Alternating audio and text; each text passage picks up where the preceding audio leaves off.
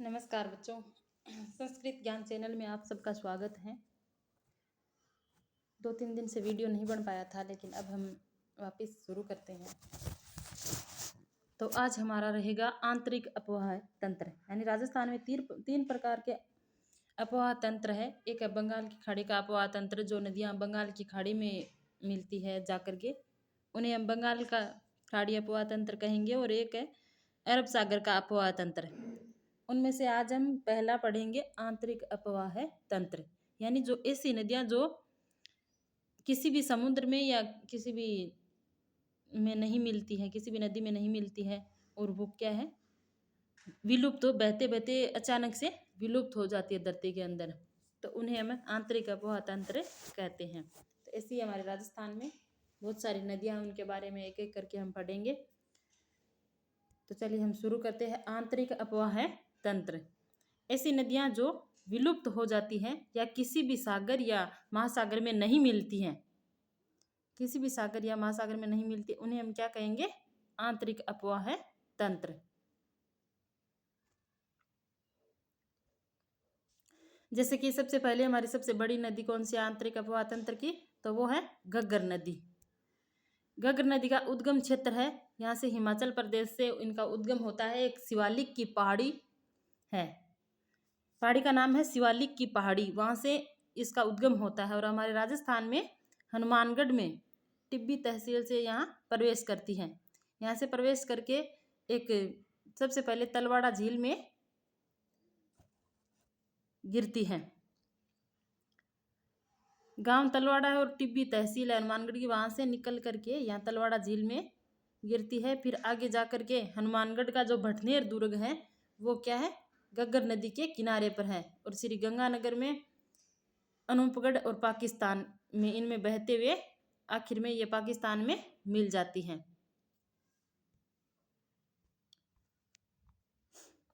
फिर अब हम देखते हैं इनके तट पर जो सभ्यताएं हैं वो कालीबंगा, पीलीबंगा और रंगमहल, 3 सभ्यताएं हैं। और इनका उद्गम होता है शिवालिक की पहाड़ी से।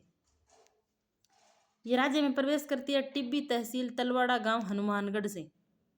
आप याद रखना, राज्य में प्रवेश करती है टिब्बी तहसील से तलवाड़ा गांव हनुमानगढ़ से। और इनके किनारे पर 3 सभ्यताएं हैं, कालीबंगा, पीलीबंगा और रंगमहल। इस नदी के प्रवाह क्षेत्र को हनुमानगढ़ में नाली या नट कहते हैं। इन चीज़ों को आप याद रखना कि इस नदी के प्रवाह क्षेत्र को हनुमानगढ़ में क्या कहते हैं, नाली या नट, बग्गी या काठी भी कहते हैं। फिर पाकिस्तान में इसके प्रवाह क्षेत्र को क्या कहा जाता है, हकरा। पाकिस्तान में इसके प्रवाह क्षेत्र को हकरा कहा जाता है। इस नदी का उपनाम क्या क्या है, तो इन्हें सरस्वती नदी भी कहते हैं, इन्हें मृत नदी कहते हैं, पूर्व का शोक कहते हैं, और द्वेषवती नदी कहते हैं, और सोतर नदी इनके उपनाम है। इन नामों से इनको जाना जाता है। राज्य की एकमात्र नदी जिसका उल्लेख कहाँ ऋग्वेद में भी मिलता है, और यह अंतर्राष्ट्रीय नदी है, क्योंकि यह राज्य में हिमाचल प्रदेश से निकल करके राजस्थान में बहते हुए पाकिस्तान में जाकर विलुप्त होती है। तो इन्हें हमें अंतर्राष्ट्रीय नदी भी कहते हैं। भारत की आंतरिक अपवाह तंत्र की सबसे लंबी नदी है ये, इनकी लंबाई है 465 किमी। इस नदी के किनारे हरियाणा में ओटू झील, बनावली सभ्यता का विकास भी हुआ है। फिर आगे हमारी नदी शुरू होती है कांतली नदी। कांतली नदी का उद्गम क्षेत्र है खंडेला पहाड़ी सीकर से। इनके प्रवाह, यानी जो यहाँ अपवाह क्षेत्र है, ये जहाँ जहाँ बहती है उन्हें कहते हैं तोरावाटी। फिर नीमका थाना में बहती है, तब वहाँ पर सभ्यता है, 2 सभ्यताएं इनके किनारे है, कांतली नदी के गणेश्वर सभ्यता और सुनारी सभ्यता। और इन गणेश्वर सभ्यता को ताम्रज नदी के किनारे हैं, और ये झुंझुनू नदी, झुंझुनू जिले में जाकर के विलुप्त हो जाती हैं।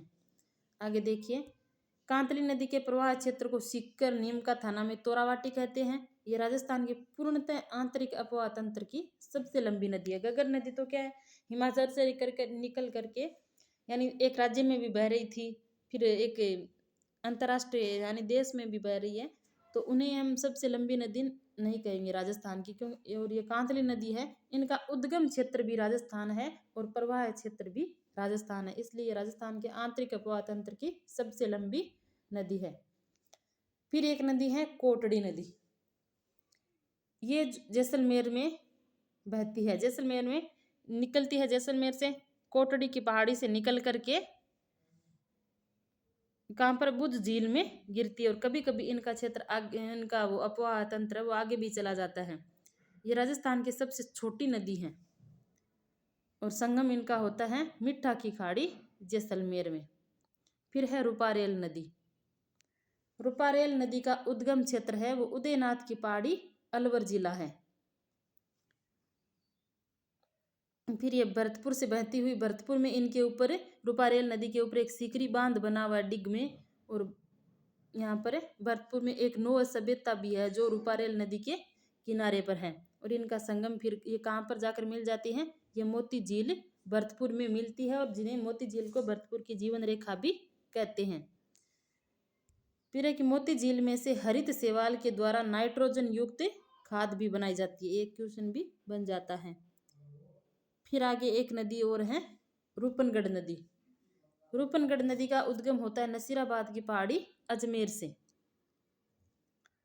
और ये सांबर झील में जाकर के गिरती हैं।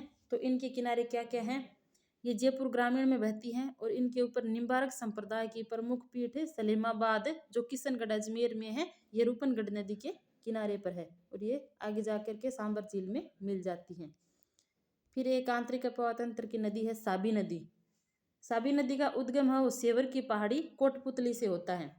इस नदी के किनारे जोधपुरा सभ्यता, कोटपुतली बहरोड का विकास भी हुआ है, और यह नदी कोटपुतली बहरोड खेरथल और तिजारा से बहती है।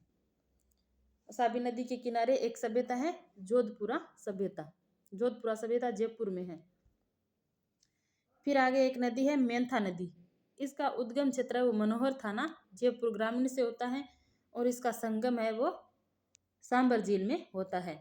यह नदी जयपुर ग्रामीण तथा डीडवाना कुचामन से बहती हुई सांबर झील में मिल जाती है।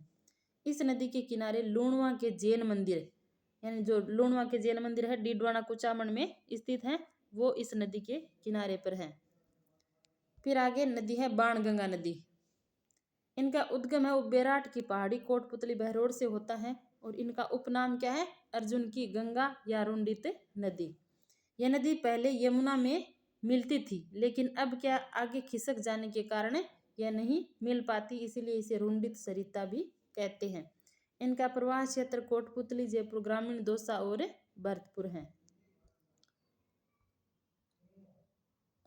ये कहाँ से निकलती है, बेराट की पहाड़ी से कोटपुतली बहरोड से निकलती है बाणगंगा नदी, और जयपुर में बहती हुई, जयपुर में जमुआ रामगढ़ बांध भी है इनके ऊपर, और भरतपुर में अजान बांध भी इसके ऊपर ही है।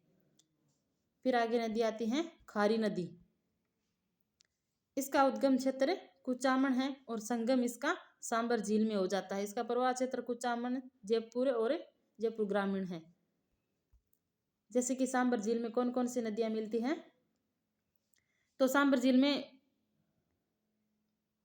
एक तो कुचामन से निकलती है खारी नदी, और खंडेला नदी है वो खंडेला सीकर से निकलती है, और मनोहर थाना से निकलती है मेथा नदी, और रूपनगढ़ नदी है जो नसीराबाद पहाड़ी से निकलती है। सांबर झील में 4 नदियां आकर के मिलती है, खारी, खंडेला, मेथा और रूपनगढ़। ये चारों नदियां हैं वो सांबर झील में आकर के मिल जाती हैं।